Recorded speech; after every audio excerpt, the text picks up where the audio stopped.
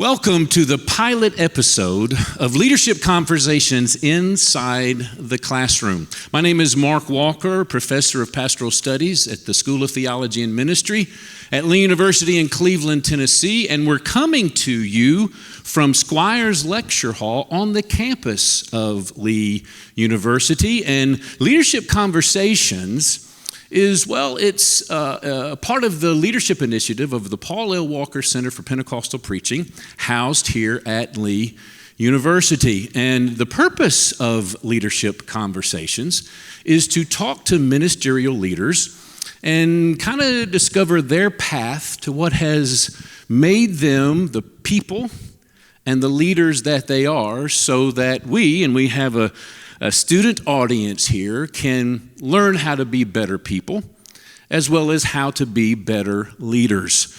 And in the audience are ministry majors from here at Lee University. Guys, why don't you go ahead and make yourselves known and just give a big round of applause for yourselves for being here.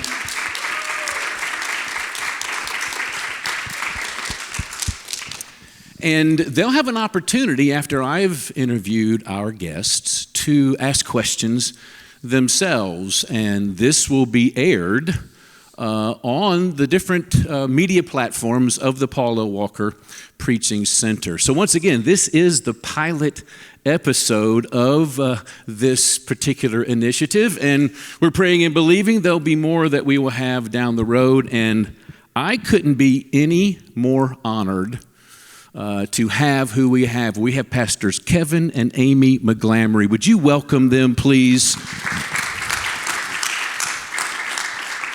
Now, the students are holding on to your bio, so I'm not going to take the time to read through all of that, but I do want to point out a few things. First of all, they're lead pastors at North Cleveland Church of God, just right here in Cleveland, just across the street from the Lee campus. They have pastored several churches. They have been student ministers in different churches. They serve on several different committees and councils and boards, or at least have within the Church of God. Pastor Kevin, he also serves on the board of directors at Lee University, so he's my boss. Make me look really good here today, will you? But he's on the board of directors at Lee. He also is the chairman of the Council of 18, which is the, next highest level of leadership within the Church of God that works in tandem with the executive committee of the Church of God, which is our highest level of leadership. So congratulations on being the chair. Pastor Amy, when they pastored in Alabama, was the first woman elected to the Alabama State Youth and Discipleship Board. Is that right? Well, congratulations there as well. They're frequent speakers in camp meetings, conferences, all kinds of different opportunities, and especially here at Lee University, they've spoken in chapel, they've spoken in convocation. They're Lee alums. And Pastor Kevin is presently working on his doctorate in ministry at the Pentecostal Theological Seminary. That's right. They're married, have 3 children, and you've got a brand new daughter-in-law. Is that correct? Yes. So grandbaby's on the way? Not yet. Not yet, but she is prayerful. Okay. Yes. Well, welcome them one more time, if you would, please. Thank you. Okay, so where did you grow up, and kind of what was your family life like? If you start there, please. I'll jump in. First of all, it's an honor to be here with you and to be here with all the students here from the university. And what a wonderful opportunity for this podcast and leadership development. And just thankful for all that Lee is doing and shaping the lives of students and spiritual formation and giving them opportunity as they launch into ministry. And so we're certainly excited to be a part of this pilot episode. And with it being the pilot, we pray that there are more, that it didn't just end here. That means one or two things. We didn't do our job well, but we hope it will continue to move forward. I was born in Perry, Florida. My dad was an associate pastor when I came into this world, and was a pastor after that. We lived in Florida, North Carolina, Iowa, but then my dad came back to Cleveland, Tennessee to finish up his degree at the seminary. That time, PTS was called the Church of God Theological Seminary. So, or Church of God School of Theology, rather. And that we stayed. Dad got into administration within our church, and I grew up right here in Cleveland, Tennessee. So in a minister's home, but after early in the pastorate, the administrative side of the church. Now, Amy has a little bit different story, so I'll let her jump in on where she grew up. Yes, my father became a pastor when I was just a little girl, and we moved many times, different states, different places. My dad pastored smaller churches, but one thing I love about my upbringing was that my parents always included us in the ministry. So I would think that was probably the launching spot of me being called and into ministry. My dad gave me many opportunities. He would take me to nursing homes. He would take me to the prisons. He would allow me to do anything in the church, starting at cleaning the church building, going on to helping take care of children or teaching a Sunday school class. And I was known to be a soloist then. I sang in a lot of my dad's churches and choirs. So that was part of my upbringing and training in ministry, and me seeing that as not just something I had to do because my dad was a minister, but that I loved to do because I loved the church. Brothers and sisters? Yes, I have one sister. She lives in Dallas, Texas. And so I am the baby of the family. And she would say I got everything that I wanted. And I would say rightfully so. But I'm sure if she's watching this, she probably wouldn't appreciate that. But I have one sister. I have an older brother, and then I have two younger siblings, a brother and a sister. My younger brother and sister came to Lee University, and I also, so we were all three of us part of Lee University, and so I was the second, but kind of took the lead role in my family. So before becoming ministers, did you have other passions or occupations you were thinking about being when you grew up? You go first, and then I'll... Yeah, when I first came to Lee, I thought I was going to be a music teacher. I started that way, but then changed to elementary education, and I taught in the public school system for 11 years. So that was part of a ministry for me, but I knew there was even more in me that God was calling me to do. And while I was teaching school full-time, I was also helping Kevin in youth ministry and being a part of the ministry of the church. Yeah, I came to Lee University, and I had that major that I don't know if you guys, you're probably already decided. Obviously, there's a lot of ministry majors. My major was intramurals, and I enjoyed playing sports. And I thought they might laugh on that, but they didn't think that was funny. But there we go, courtesy laugh. No, I was undecided. So I started in business. And I started taking accounting, and I realized, you know what, I'm not sure this is going to interfere with intramural play. So I went back to undecided, and then I was Christian education, and then I was really running from the call of God, went undecided again. And then finally, my junior year, the associate academic dean called me in and said, Kevin, we love you. We're glad you're here at Lee, but you need to declare a major. And so I just didn't know what to do, but I love ball, and so I chose education, and I was physical education and health, minor in science. So I was a teacher and coach out of Lee, just down the road at Northwest High School in Whitfield County, and then submitted to the call of God and became a student pastor. So both of you raised in ministers' homes, but then as you came into college, you weren't necessarily looking to do that. But then later on, obviously, that was the call you felt. How did you know that that is what you wanted to do? You wanted to go into full-time ministry. Well, I'll talk about me. I think Amy always felt like she would be in ministry in some capacity. I think I probably knew I was called to ministry, but I just didn't want to be a preacher. I wanted to be a Division I coach. That was what I wanted to be. And so, when I started coaching, my first year as a coach, I had a great first season, only lost one game, and it was the last game of the year, and we lost by one run in the last inning of the game.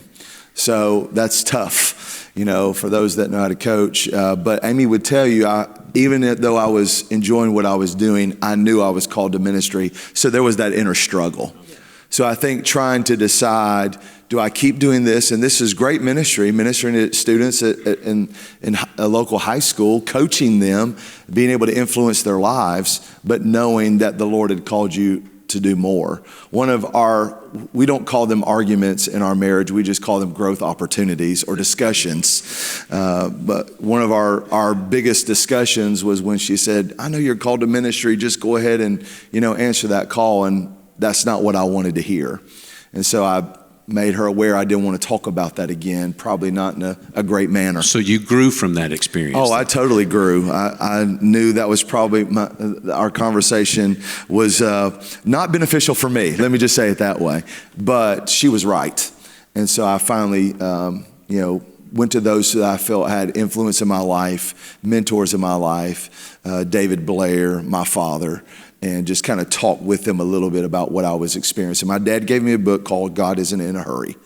And so I read this book in my planning period during the day and really said, okay, God, I'll do this. So that's kind of my story. And Amy she was pivotal in that. She was praying for me. She was right. I was wrong, which is typically the case. But she just really took it to prayer, saying, Lord, just show Kevin what he's supposed to do.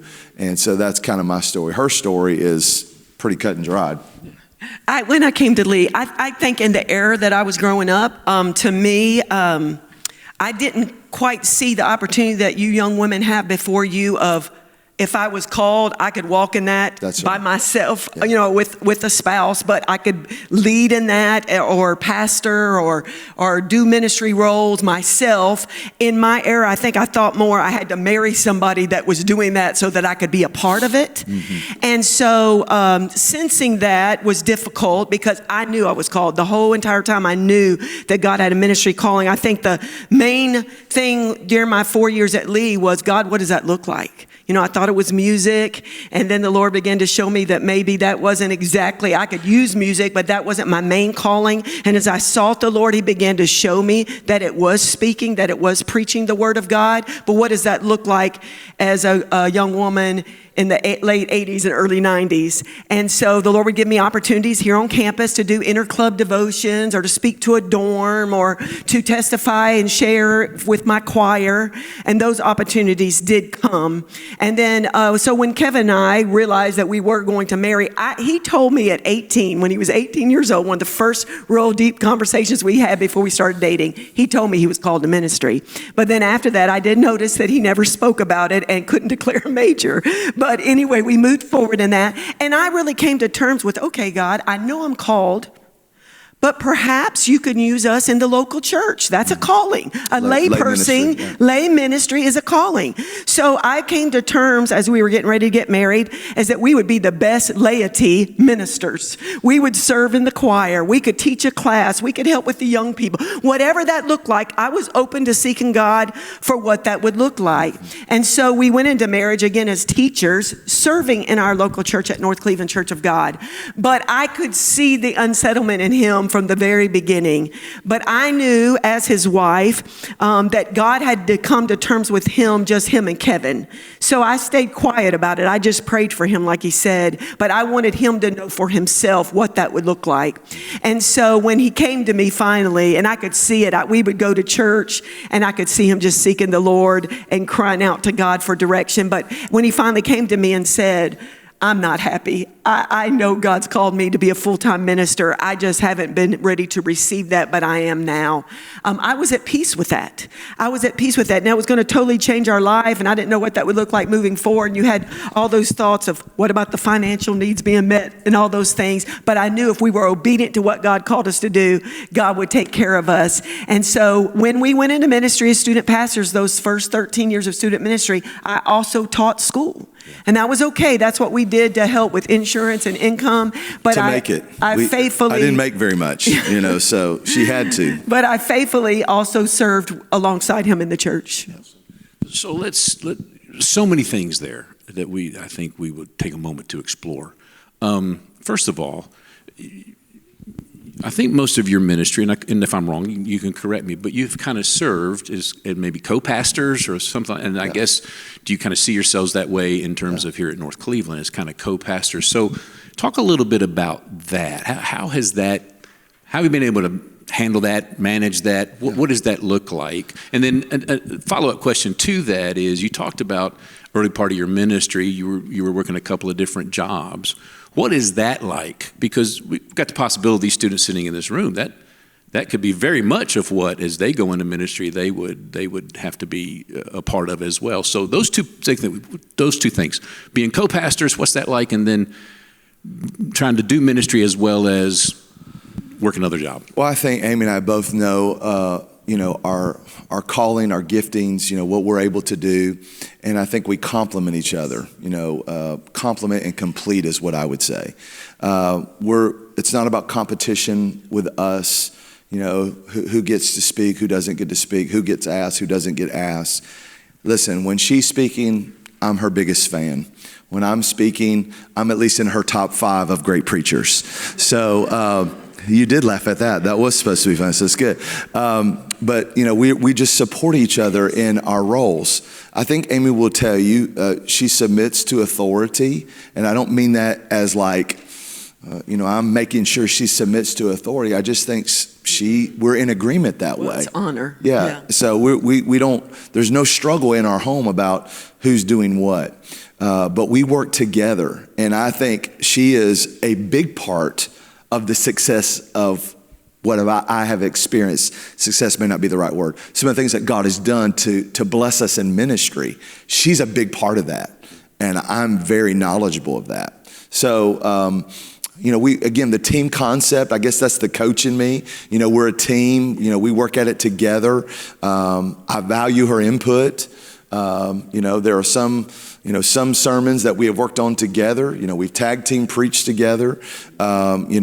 She's a confidant. I can say, here's what I'm thinking, because she has a perspective as a woman that I don't have as a man, and she can, speak some things that, hey, you might want to consider this. And it's good, and she's right. I'm so much of an optimist when it comes to leadership and pastoral work.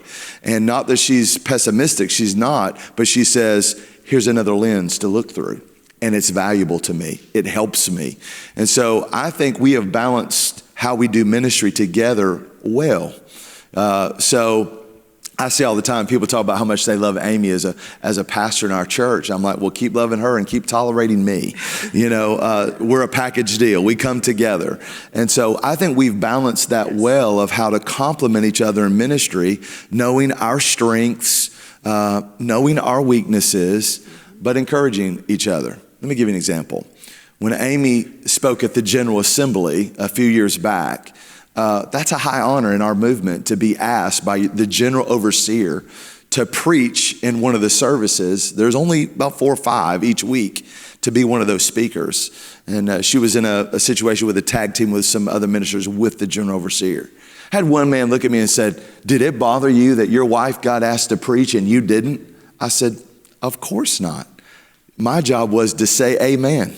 My job was to say, preach on. I had the easiest job in the room, supporting her. She's the one who had the challenge of fasting and praying and preparing and getting that ready. And so I celebrate that. So I think our approach has always been, we're for each other. When she goes and speaks, I drive the car, I get the bag, I get the coffee. When I speak, I drive the car, I get the bag, I get the coffee. It has worked out well for us. But again, I just want to say, I'm going to let Amy say whatever she would like as far as the co-pastoring part. And then we'll go to the second part of the question. I really believe for us, the Lord has put us together.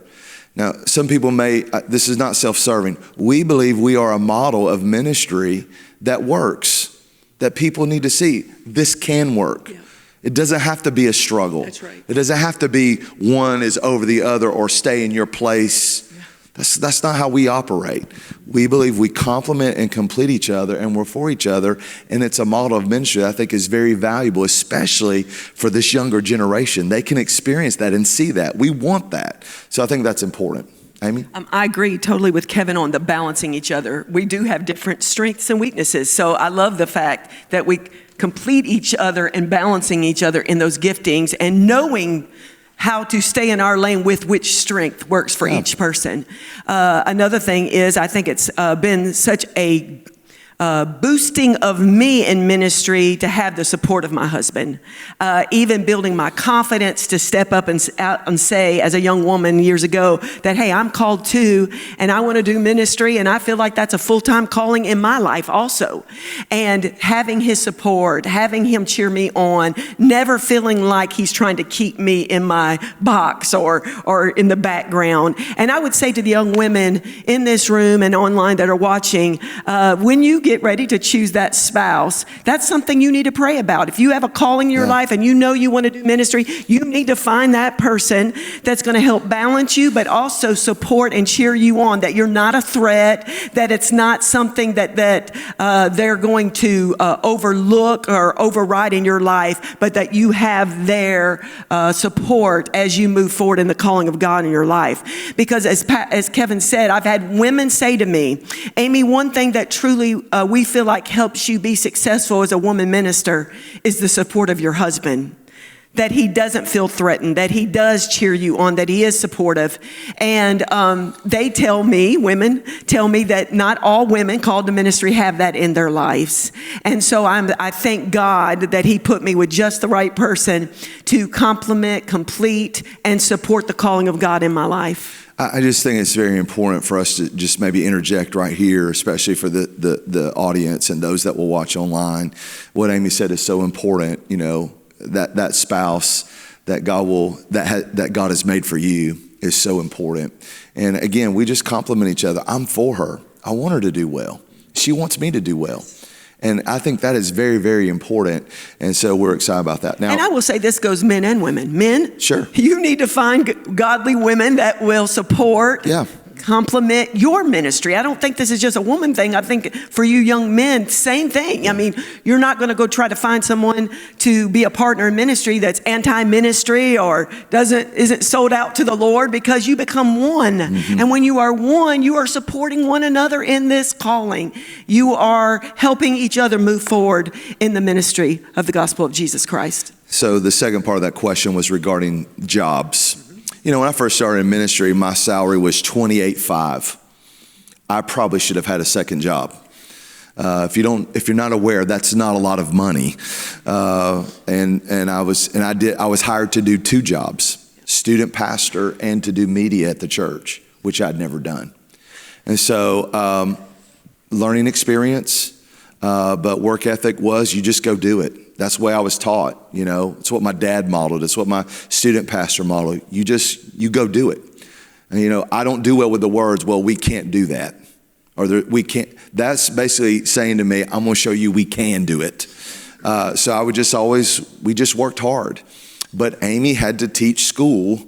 She made more than me teaching school than I made at the church. We had insurance because of her, you know. So we together said, whatever it takes, we're going to be involved in ministry together, and there'll be sacrifices we'll have to make. There was sometimes we just didn't have a lot. You know, we look back on some of the pictures when we were early in ministry, and I just said, I'm sorry, we didn't have any money. You know, but we loved our life. We loved our family. We loved the ministry. And so we weren't really worried about some of those things. I look at our life now, man, we're super blessed. But the faithfulness of God, here's the thing I would say, we were willing. You know, sometimes today it's like, if you can't give me this, let me make it personal. There's been a few people that were younger that have looked at me and said, if you can't give me this, I can't come serve at your church. And I said, I understand. You're going to miss a wonderful opportunity working at our church. And I send them on down the road. It's not that I don't want to compensate someone, but sometimes we just have to start. You know, and that's what we said. We're going to start. Yeah. We're going to trust the Lord. One thing a lady said to my wife when we were praying about going into full-time ministry, this is what she said in the post office.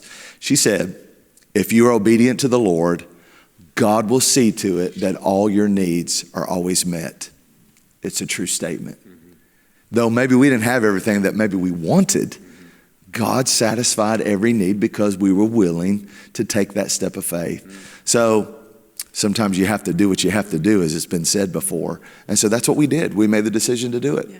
And I think the part of the contentment in life comes from doing what God called you to do. That's right. When you step out in faith to do what God called you to do, it's going to fill areas of your life that are only going to be filled because you were saying yes to God. God, here I am, send me, I'll do it. And I felt like in that season of teaching school, that was part of my ministry. I was loving students, influencing students, being there for students. Now, it did come to a point after having 3 children and still doing student ministry and still teaching where there were times I was physically weary, and I could feel the overwhelming part of trying to do multi things. Yeah. And one of our last positions as student pastors was right here at North Cleveland Church of God. And our last student retreat, we were up in Pigeon Forge in a cabin, and we were really seeking the Lord, spending time in worship and seeking the Lord. And I remember that night lying across the floor of that cabin as the students were praying and just saying to the Lord, Lord, I love all that I do. I love teaching school, and I know those students need me. I love being a mother. You gave me 3 wonderful children. I love doing student ministry with my husband because ministry is my calling and my heart. But somewhere it's got to give a little bit because I was taking on so much that I wasn't having time to breathe and maybe even sit at Jesus' feet like I would like to because of the busyness of life. And it was right after that God opened the door for us to go pastor. And after we went to pastor, I was able to step back. I could substitute teach and do some things like that. But I was able to be more hands-off full-time at the church with my husband. Yeah. Let me just say one more thing. I want to encourage the younger generation. I don't want to come across as harsh. The great thing for you today, there is demand for young ministers. Yeah. So there are churches looking for young ministers to step in. So the opportunity for you is great. So I would just say pursue that passion, that calling. Okay, I want to follow up out of what you just shared. Two questions. Yep. One, okay, working a couple of different jobs, you're having children, you're gung-ho in ministry. How did you protect your family? How did you protect your family time, your relationship? The other question, Pastor, is you mentioned about young ministers that come to you and say, unless I can get this. What would you share with our students when they're going into an interview? Yeah. When they're talking with a pastor about a potential ministry opportunity there? What advice would you give them as they do that? So those 2 questions. Great questions. Let's talk about family first. I always said in every interview that I went in, I'm a husband and I'm a father before I'm a pastor.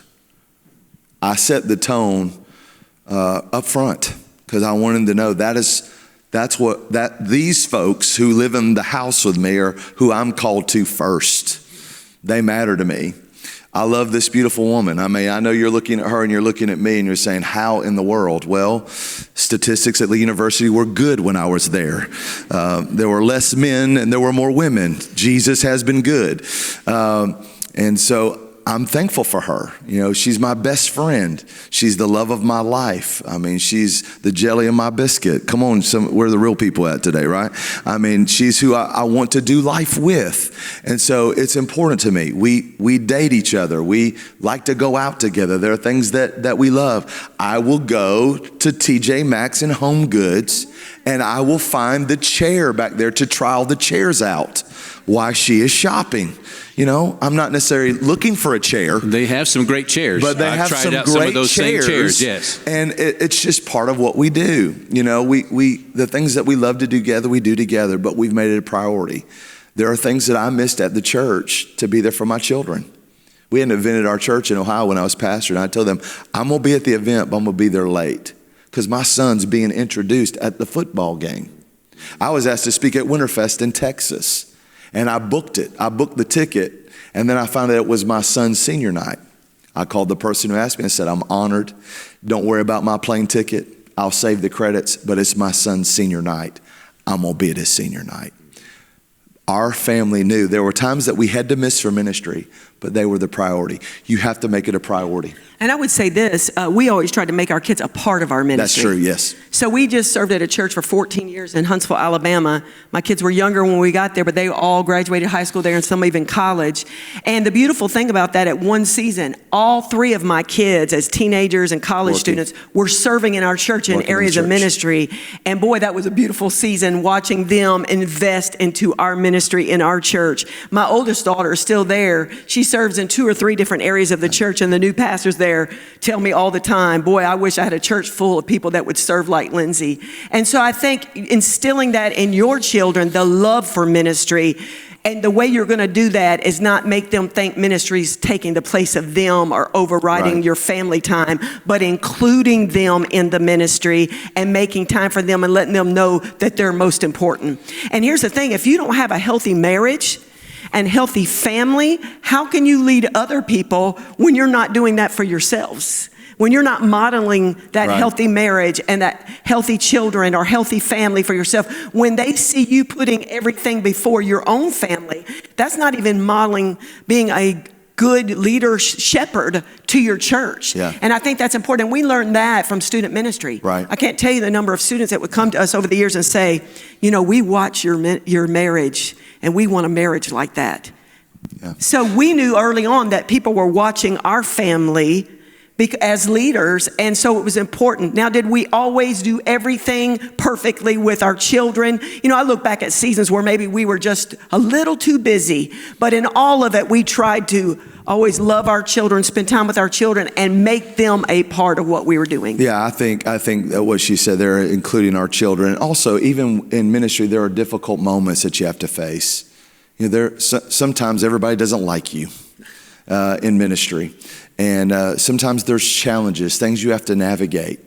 I always would remind our children, don't you ever forget the blessing of the Lord. We have what we have because of the church. Yeah, you know, I'm going through a little bit of difficulty in this moment in leadership. This is part of leadership. But don't get bitter towards the Lord or the church because of this one moment I'm having to navigate. This is part of my job. This is part of what I do as a leader, as a pastor. So we always tried to make sure our kids also knew this was part of our assignment, what we had to do, and to make sure and focus on the good things of the church and what God did for us. What I would say to a younger minister or these young folks or someone watching regarding an interview process, here's just things I'm looking for. I can't speak for every pastor. I'm looking for people who are self-motivated. You know, obviously you want to have a great resume. You can put that together. I mean, don't let ChatGPT write everything for you. You know, just put some of your own things in there. But you know, there's enough of programs and things that you can do to put together a very sharp resume. So make it nice, obviously, but be self-motivated. Have a work ethic. Be willing to do whatever it takes. I think those things are very, very important. Pastors are looking for good team members. Listen, sometimes I have looked at some people that maybe there was a person in the interview process, man, they had a look. They were just sharp, but there was somebody else that maybe looked as sharp, but man, the content of their answers were amazing. So I'm not always just, if you got to have some certain look. I want there to be substance to who I'm speaking to and feel like how are they going to fit within my team? So when I'm interviewing somebody, I'm saying, okay, this is the piece of the puzzle that they're going to fit. How will they fit within our team concept? Will it be a good blend? Listen, I'm always looking for character, always looking for integrity. If you don't have the entire skill set, guess what I'm going to do? I'm going to help train you in the area that I need. That's important to us. I'm going to make sure that you have a mentor. Listen, my last 3 hires at North Cleveland, all of them are 24. I want younger people on my team. Get your resumes together. I think it's important to have younger people on my team. Listen, I'm not going to tell you how old I am because I know all of you think I'm in my 40s, but I'm not. I'm a little bit older than that. I'm 53. I need the balance. I've got those that are older than me on my team. I've got those that are in the 40s on my team. I need a younger generation because we're trying to reach that younger generation as well. We have at least 6 generations in our church right now, but we're trying to reach this younger generation, younger families. I need their input into what we do, but I want them to fit in the concept of our team. So I'm not looking for, I want to say, well, I want you to be a shining star. I want you to win, because if you win, I win as a pastor. But I want you to fit in the concept of our team. That's very important to us, because our team right now, we all love each other. We're all for each other. We all support each other. And so you just probably saw a picture recently if you looked at our social media. We are all serving our senior adults at the North Towers. If you're going to be on my team, you got to be willing to do things like that. And so it's very important for us to do it. So I would just say quickly, I said a lot of things. Yeah, have a nice resume. Be willing to put the work in. You know, high capacity leaders aren't afraid to work. That's right. They put the work in. The phrase I love to say all the time, the best want it more. And we want to be the very best that we can be. And so it's important for us there. So yes, you know, answer the conversations. Don't call the pastor by his first name. It's pastor. That's honor. That's respect. Not, hey, big guy. Hey, bud. Pastor. That it's honor. It's respect. So those things are very, very important. And people notice it. They really do. So I would say that. Amy may have some other things she would say. I think for 13 years we served as staff pastors. And the one thing we always tried to do our best was to support our senior pastor. The vision of the pastor. Yeah, and the vision of that pastor. And we knew that if we could help make somebody else's vision come to pass, if we could support them and pray for them and cover them and have their back, that God would allow one day for us to have people around us to help carry out a vision that was in Kevin's heart. And I will never forget one pastor appreciation we were on a staff at a church. And that year, for some reason, the church didn't do as much for the pastor for pastor appreciation. They didn't even plan a luncheon for him and his family. Yeah, shame on them. And us being raised in pastors' homes, we saw that and we were just astounded. And so Kevin and I, again, we weren't making a ton of money, but we couldn't let that pastor go home that day without somebody paying for his lunch. So we went to him and said, let us take your family. And he had grown kids and they were all there. And we're like, we're going to take, now we only went to a Mexican restaurant, but that's what we could afford.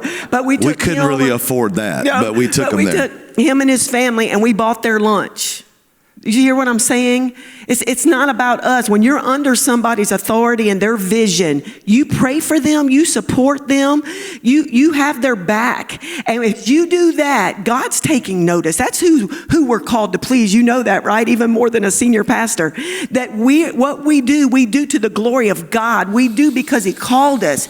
And the same way we would want people to treat us when God gives us the ability to be over a staff or over people, then we show that same honor and servanthood to those over in the Lord on those staff pastors' positions. Let me say one more thing as far as vision and lining with a pastor when it comes to a job opportunity.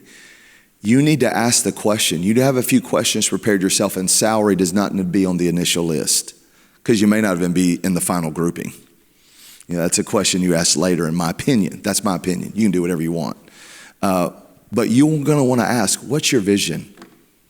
If a pastor cannot articulate his vision for his church, I would be hesitant to go to that church. And here's the other thing. He may articulate a vision that you can't align with. And if you can't align with the vision, you don't need to go. That's right. Amy and I served at our very first church. Our pastor's vision was wonderful. But our last year and a half there, he shifted a little bit. And I told Amy, I said, I don't know if I can continue following this. I didn't cause him a problem.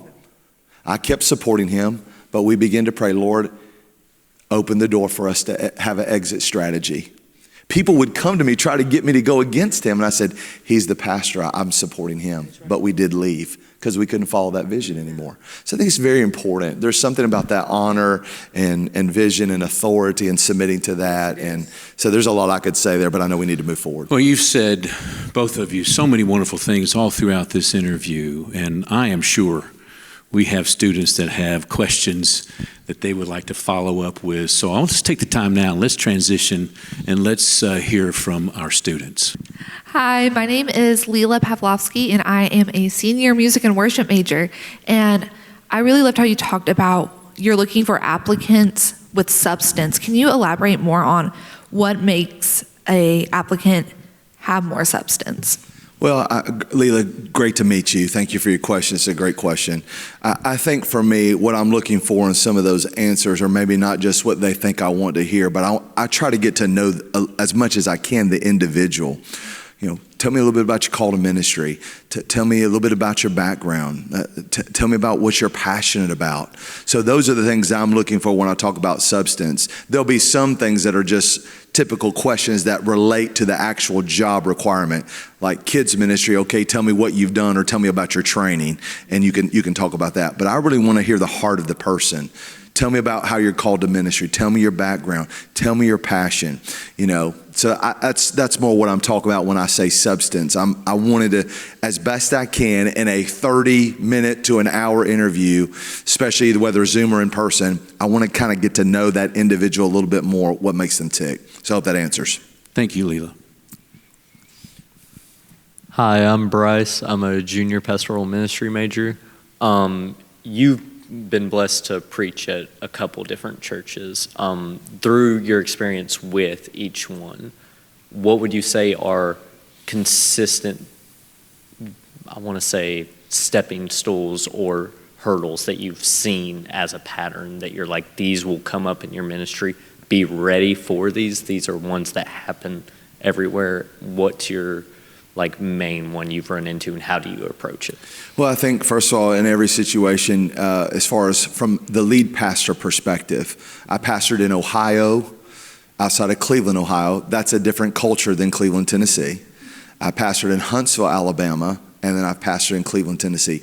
All three of those churches and all three of those locations, there were differences, but there were similarities. One of the first things that I try to do when I go into any church is you have to build relationships. Mm-hmm. And one of the first things I ask them are, what are some things that you want to do? And I figure out there's probably at least one or two of the 5 things that they give me that I can connect to. And guess what I do first?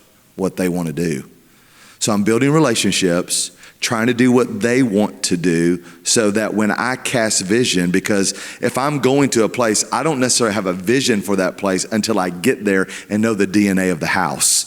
I've got to learn the people. I've got to learn culture. I've got to see where they are. Biblical principles, they're fundamental. They're not good. The principles are not going to change, but we have to learn that culture, that place. So relational. What do they want to do? Try to do some of those things. Then ask God to give me vision that I believe will connect. And then I'm meeting with those influencers to try to jump on board with me. You're always going to face struggles because people are going to not like some of the decisions that you make. That's leadership. You got to deal with it now. You just have to know there's going to be some things that you decide to do that people aren't going to like. If you're sensitive to the Spirit of God and you know you're good here, you've done your best to communicate with the leaders. Here's the direction I feel the Holy Spirit is leading us. You have to be okay if someone doesn't necessarily like your decision. So you're going to have that as well. I want to say here that when we had been student pastor all those years, but went to pastoring, I knew it would be different from being in a pastor's home growing up. But I, by nature, was a little bit of a people pleaser, just being a pastor's daughter and growing up in the church. It was my personality. I learned quickly that there was no way I was going to please everybody. That's right. I mean, I would take all these meetings and try to help these women through all the things they were going through, and inevitably, they wouldn't like a decision that was being made or understand a decision being made. So I had to learn personally, this is for me personally, Kevin and I are wired a little different on this, that if I could lay down at night and know that I had done all that I could do for him, the best of my ability, with the right motive and a right spirit, I had to be okay and be able to sleep. And I had to allow the Lord then to help those people. So I learned to pray for those. Pray for the people that don't like what you're doing or are talking against you or questioning you as a pastor. Pray for them, because a lot of times the enemy just stirs that up to cause division in the church, because where there's division, there can't be growth. There can't be blessing. And so I learned to pray for them, but continue to love them, pastor them, minister to them. What you have to remember, especially as a lead pastor, is what decisions you're made are based a lot of times on things that the whole entire church can't see all the pieces of. They don't see every part of what you know. And so there's been times where we've made decisions and I'm like, people are questioning it. They don't understand it. And I remember one time my husband telling me, Amy, when we go into this church function, just hold your head up. We know why we made the decision. It was the right decision, and that will unfold with time. And so just being confident in your relationship with the Lord and what he called you to do and the vision he's given you and some of the decisions you have to make, if you can keep your heart right, if you can keep the confidence that comes through being a called minister of the gospel and being God's child, then you have to be okay with that at times when people are in opposition. Let me say just one other thing to you. When I went to be a lead pastor, I'd been in ministry 13 years. I thought I knew a whole lot. When I went to be a lead pastor, I found I didn't know a whole lot. Have Mark Walker and Steve Hall on speed dial, because there's going to be some things that they're going to do their best to teach you in the classroom, but there are some things when you get into the church setting that they didn't teach you in the classroom. They're doing their best to give you a broad brush view, but there's some things that just happen in the local church and you need some help navigating that. I called Mitch Maloney. I called Hal Thompson. These are pastors that I serve for, and said, what do I do? I called my dad. What do I do? I don't know what to do here. It's okay as a pastor and as a leader being able to call someone else and say, you have wisdom, you have experience, help me navigate this moment. So I would encourage you that as well. There's so much, I can't do that in a 2-minute answer. There's so much more in my head, but I know we've got to move forward. But those are just a few things. Sure, awesome. Thank you, Bryce. Great Thank question. you. Yes, sir. Yes. Hi, Pastor Kevin, Pastor Amy. Hey there. I'm Josh Cruz I'm a freshman. I'm from Tampa. I'm a pastoral ministries major. My question I'm curious about is kind of the seasons in between the seasons. I know you guys have had many opportunities to pastor in different places and different roles. What were those transitional phases of ministry like for you guys, and how did you guys navigate that? Great question. Good to see you. Appreciate you. We love you and proud of all God's doing in your life. I didn't want to be a pastor. So first season was saying yes to the Lord. You've already acknowledged that, so you're far beyond me. So that was being comfortable in Cleveland, Tennessee, teaching school. You know, we were high rolling back then in our education salaries. That's a joke. And leaving that and going to work in the ministry, that was a different season. But when we made the decision to go into full-time pastoral work or lead pastor work, I didn't want to do that either. I wanted to be a state youth director. I wanted to lead Winterfest. I wanted to be over the youth department for the Church of God. I don't mind saying that because that's what I wanted to do. But that's not what the Lord wanted me to do. I think in the seasons where we think we have a plan of our ministry, we better be sensitive to the plan of God. There's going to be times that he's going to shut a door and you're going to be like, why are you shutting this door? This is a great door. This should be a door you'd want me to walk through. But if I'd have walked through that door, I wouldn't be sitting here today pastoring the church I'm pastoring. That was the plan of the Lord. So in those seasons, seek him and trust that he knows what he's doing. When we went to Ohio, Amy will tell you, I was student pastoring here. Things were great, but I would sit on the edge of my seat every Sunday morning when Pastor Maloney would go up to preach. She'd be like, what are you doing? I'm like, I don't know. I guess I'm excited about the word. But there was that burning desire to want to lead a congregation. We went to Ohio. We thought we'd be there a long time. We were only there 2.5 years. The Lord opened the door. I made a statement that day because I was mad at someone in the church. Pastors do get upset from time to time, by the way. I said, if Overseer calls me today, I'm giving him my resume. Guess what happened, Dr. Walker? And Overseer called and said, would you give me your resume? That day. So I don't make those statements anymore. But I did give him the resume, and the Lord let us go to Huntsville. When we went there, we said, if the Lord will help us, we want a long-term pastorate here.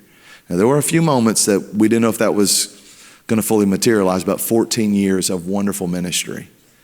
And the beginning of 24, the Lord told us, prepared us. Actually, 22, he said, get the house in order. There were some things structurally at our church that we need to adjust. We did that season. And then in 24, the Lord said, get ready for transition. We didn't know what that was going to look like, but the Lord transitioned us to come to Cleveland, Tennessee to pastor North. Every season, there has been a sensitivity to the spirit of preparation for what the Lord wants you to do next. Yes. So I think God prepares you as we are sensitive to his spirit and his leading to get you ready for the next season of your life. So that's what I would say. You can say whatever. And I will say this transition is not easy. No, it's not. You know, when we transitioned from Huntsville to Cleveland, I hadn't transitioned in a long time.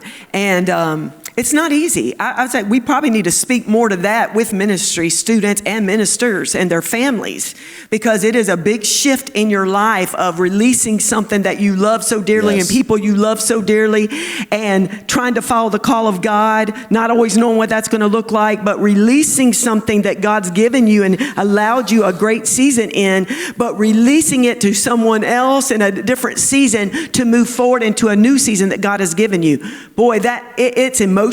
It's painful, but you, as a called servant of the Lord, have to follow the voice of God, and it's a faith walk. It is walking by faith. You're not always going to know what it's going to look like in the next place, what your role is going to look like in the next place. But I have tried to live our whole ministry life on the steps of a good man are ordered by the Lord. So if I have to go through some releasing, some pain, some tears to move forward into what God has for me, there's been seasons, like he said, where we thought we knew the plan of God for our life, and God said no, and we have to go back to his word and trust that his ways are higher than our ways. Right. His thoughts are greater than our thoughts. And if we're going to put our life in his hands, we have to trust his ways, even when we don't understand them, and he will direct our paths. Go ahead. Hi, I'm Justin. I'm a senior pastoral ministry major. And my question, you kind of already answered it previously, but I just wanted more on it. What does it look like for you guys as a parent of 3 children, but also spiritual mothers and fathers of congregations and shepherds of congregations that need some parents in their life as well? That's a great question. I think for us, we've always taken our role as student pastors. Once a student pastor, always a student pastor. I mean, we love young adults. We love children. I mean, my wife is the pastor of young adults. So we love young adults. We love students. We love children. It has been an emphasis in our ministry as student pastor, but also as a senior pastor. We probably put more money into students and children, young adults, everywhere we've been than any other, except maybe music. Yeah. But now media gets a lot too, because we know of online platforms. But we take that responsibility seriously. We are proud of who we would say are, I don't like to throw around, I think they throw spiritual son and daughter around a little too much for me these days, personally. That's just a personal thing.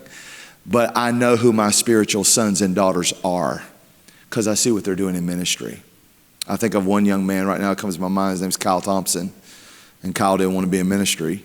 And now he's an executive pastor at a wonderful church outside Dayton, Ohio. And I see what he's doing for the Lord. It's amazing. I think of a couple that was on our youth staff in Dalton, Georgia. And they launched into youth ministry, and now they're pastoring in Beckley, West Virginia. I think about one of our girls who was a great singer, and now she's a singer and a songwriter, and actually has done some things with Maverick City prior to all their challenges today.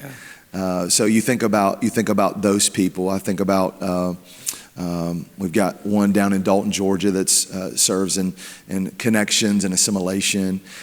You just think about the different people that the Lord has allowed you to impart into their life and invest in their life, and we celebrate that. The Lord did great things, even in times maybe we didn't do the best, but we embrace that. We want those relationships.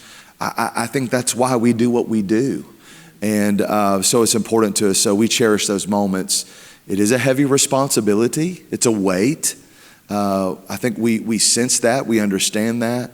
But man, what a great reward to see those that you're releasing into ministry to go and do incredible things for the kingdom of God. And I think if I understood your question correctly, you were also asking about us having mentors, or spiritual people over us, or you being spiritual mentors. Okay, to people. us being. Yeah. Okay, I think that's a great calling of Absolutely. Kevin and I. We feel that weight. We feel that when the Lord called us back to North Cleveland Church of God, I looked at Kevin one day and I said, that part of our calling back to North Cleveland is Lee University. Mm-hmm. We knew that God was going to give us the ability, being right next door, to speak into your life, to minister to you, to be Which there. we wanted. Immediately after moving into town, I was getting Facebook messages of young women saying, "Can I meet you for coffee?"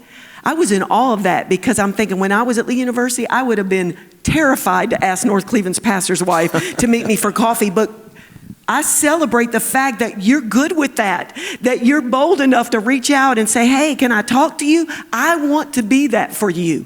I feel that calling and that mantle of my life as a seasoned woman now, to be that spiritual leader in young people's life. I've felt it all along, even as a young woman, but even more now as a mother figure. Yeah. Justin, thank you for the question.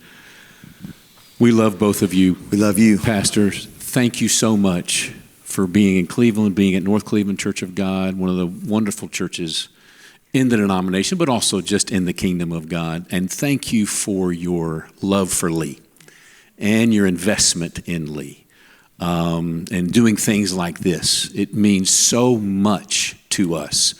To me personally, Udella and me, Udella, my wife, and how much we love you guys and you mean to us.